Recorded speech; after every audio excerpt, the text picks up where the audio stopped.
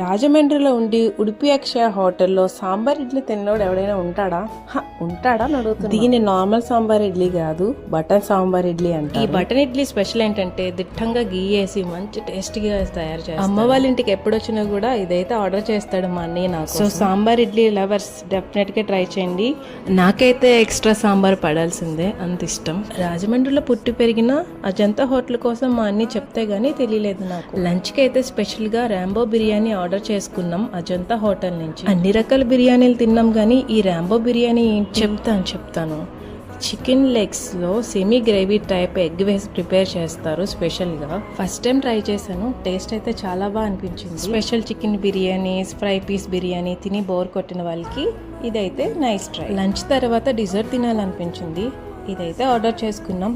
So successful గా lunch కూడా అయిపోయింది. That's all for this video. See you in the next video. Bye.